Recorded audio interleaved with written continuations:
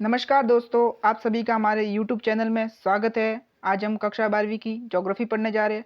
उसका अध्याय 5वां, जनसंख्या, प्रवास एवं मानव विकास। अगर आप इस अध्याय के PDF नोट्स प्राप्त करना चाहते हैं तो नीचे डिस्क्रिप्शन में इसकी लिंक दे रखी है, वहाँ से आप इसके PDF नोट्स प्राप्त कर सकते हैं। पिछले अध्याय में मैंने एक रिवीजन का वीडियो डाला है, जो आप जरूर देखें उसे। चलो दोस्तों, स्टार्ट करते हैं इस अध्याय का। जनसंख्या प्रवास।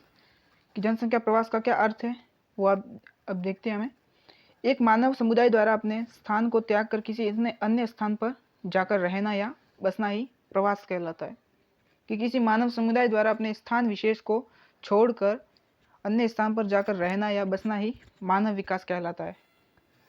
इसकी परिभाषा संयुक्त राष्ट्र संघ के अनुसार प्रवासन एक प्रकार की भौगोलिक व स्थानिक प्रवासिता है, जो एक भौगोलिक इकाई तथा दूसरी भौगोलिक इकाई के मध्य देखने को मिलती है, जिसमें रहने का मूल स्थान व पहुंचने का स्थान दोनों ही भिन्न होते हैं। इस तरह का प्रवासन अधिकतर स्थायी होता है, क्योंकि इसमें मानव का स्थान स्थायी रूप से परिवर्तित होता रहता है। यह संयुक्त राष्ट्र संघ की प्रवासन से संबंधित परिभाषा दी गई है। इससे हमें ये महत्वपूर्ण है, इसे आप याद जरूर कीजिए। इसके अतिरिक्त बर्ग मॉडल ने भी प्रवास की परिभाषा दी थी, उसे पढ़ते हैं। एक मानव समुदाय या समूह द्वारा अपने स्थान को त्याग कर किसी अन्य स्थान पर जाकर रहना या बसना ही प्रवासन कहलाता है। अब प्रवास के कितने प्रकार है? प्रवास के दो प्रकार है, एक तो उत्प्रवास और आप्रवास। उत्प्रवास पढ़ते हैं। स्थानांतरण की वह प्रक्रिया जिसके द्वारा मनुष्य एक स्थान को त्याग कर दूसरे स्थान पर जाते हैं, जैसे यूरोप से उत्तरी अमेरिका, दक्षिणी अमेरिका व ऑस्ट्रेलिया आदि देशों में गमन हुआ है। कि जो यूरोप है, वहाँ से उत्तरी अमेरिका, दक्षिणी अमेरिका महाद्वीप, ऑस्ट्रेलिया महाद्वीप में गमन हुआ है। अब हम आप्रवास पढ़ते हैं। आप्रवास में आगमन की वह प्रक्रिया जिसके द्वारा बाहरी स्थानों से मानव किसी प्रदेश या स्थान के अंदर आते हैं, कि आगमन की प्रक्रिया है आप्रवास। और उत्प्रवास स्थानांतरण की प्रक्रिया। उत्प्रवास में तो एक स्थान को छोड़कर दूसरे स्थान में जाते हैं, इसमें एक स्थान को छोड़कर दूसरे स्थान में आते हैं, दोनों में अंतर है। इसमें जैसे उत्तरी America, Britain, Germany, Italy, France आदि देशों से मनुष्यों का प्रवास होता रहा है। ये प्रवास का चित्र है। इस डायग्राम को आप जरूर अपने एग्जाम में, अगर ये प्रश्न आ जाए तो इसे आप जरूर बनाएं, इससे एग्जामिनर पर अच्छा प्रभाव पड़ेगा। चलो दोस्तों, शुरुआत करते हैं आगे। मानव प्रवास के पक्ष। मानव प्रवास का अध्ययन विभिन्न पक्षों में किया जा सकता है, जिससे प्रवासन का क्षेत्र, उसकी अवधि क्या है, प्रवासन करने वाले लोगों की संख्या कितनी है, उसकी आयु कितनी है, लिंग कौन सा है, धर्म कौन सा है, प्रजाति कौन सी है आदि प्रमुख अध्ययन क्षेत्र है। प्रमुख जनसंख्या के 5 पक्ष होते हैं: देश पक्ष, काल पक्ष, कारण पक्ष, संख्या पक्ष और स्थिरता पक्ष। अब हम पढ़ते हैं देश पक्ष। इसमें यह विचार किया जाता है कि जनसंख्या किस प्रदेश या क्षेत्र से कहाँ को प्रवास करती है। अंतर्मादीपीय प्रवास, अंतरराष्ट्रीय प्रवास, अंतरराज्यीय प्रवास, स्थानीय प्रवास। अंतर्मादीपीय प्रवास में 2 महाद्वीपों के मध्य होने वाला प्रवास।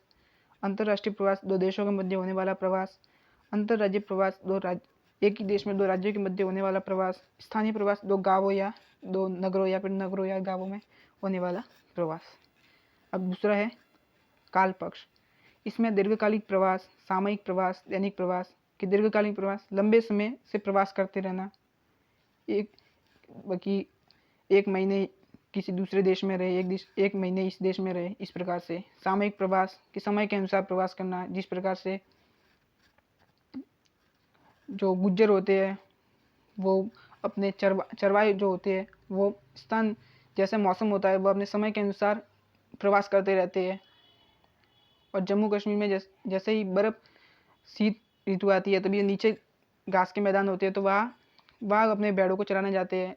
लेकिन जब गर्मी आती है तो वो बर्फ़, जमी हुई घास, बर्फ़ पिघल जाती है, तो उससे चरागाह वापस विकसित होते हैं, तो वापस पहाड़ के ऊपर जाते हैं। उस प्रकार से प्रवास। और दैनिक प्रवास कि प्रत्येक दिन प्रवास करना।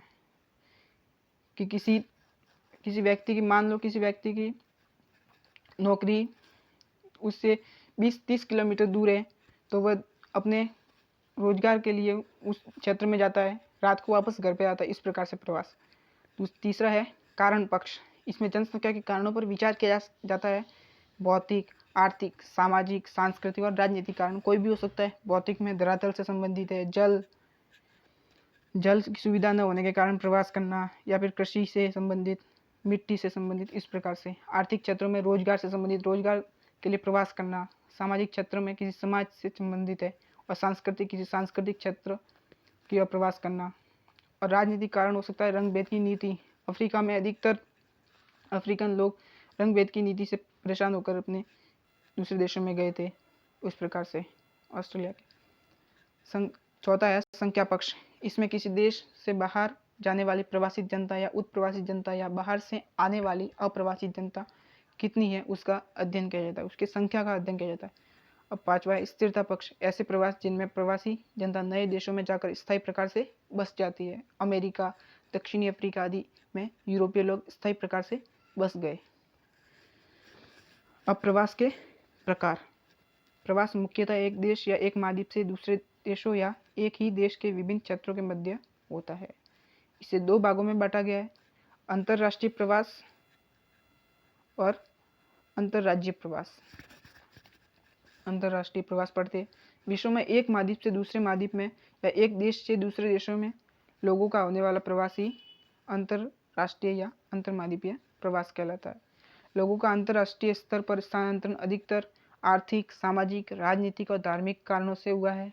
प्राचीन काल से वर्तमान काल तक मनुष्य किसी न किसी कारण से प्रभावित होकर स्थानांतरण करता आ रहा है। वह कुछ भी कारण हो सकता है, धर्म के प्रचार में धार्मिक कारण भी हो सकता है, राजनीतिक कारण हो सकता है, सामाजिक हो सकता है, रोजगार के माध्यम से भी हो सकता है। इस प्रकार से वर्तमान में स्थानांतरण मुख्यतः रोजगार प्राप्ति के लिए ही होता है। अब पढ़ते हैं प्रवास किन प्रकार से। दो महाद्वीपों में प्रवास बहुत हुआ है, वह है एक तो यूरोपीय प्रवास और एक एशियाई प्रवास। तो अब यूरोपीय प्रवास पढ़ते हैं। यूरोप महाद्वीप के उत्तरी पश्चिमी भाग से दूसरे देशों में प्रवास अधिक रहा है। इस क्षेत्र के लोग समुद्री मार्ग से होकर 12वीं शताब्दी से 20वीं शताब्दी तक विश्व के अनेक देशों में जाकर स्थायी रूप से रहने लगे।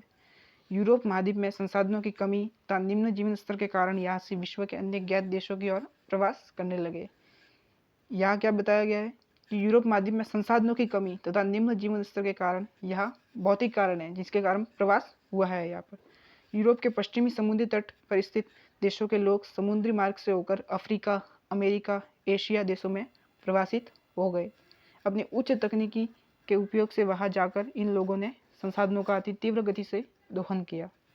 अब दूसरा है एशियाई देशों में प्रवास। मानव शास्त्रियों का मत है कि मानव प्रजाति की उत्पत्ति मध्य एशियाई भाग में हुई है। जलवायु दशाओं के परिवर्तन होते रहने तथा नवीन प्रजातियां द्वारा प्राचीन प्रजातियों को स्थान विशेष से बाहर की ओर खदेड़ने के कारण प्रागैतिहासिक काल में मध्य एशिया विभिन्न प्रजातियां प्रवासित होकर विश्व के विभिन्न भागों में जाकर स्थायी रूप से बस गई। कि जो नई प्रजातियां आती है वो पुरानी प्रजातियों को बाहर की ओर खदेड़ने के कारण ही ये प्रजातियां सब जगह इनका प्रवास हुआ है।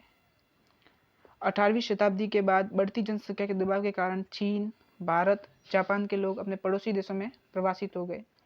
या जनसंख्या के दबाव के कारण चीन, भारत और जापान के आस पड़ोस के देशों में ये प्रवासित होने लगे, जो स्थायी रूप से और रहने लगे।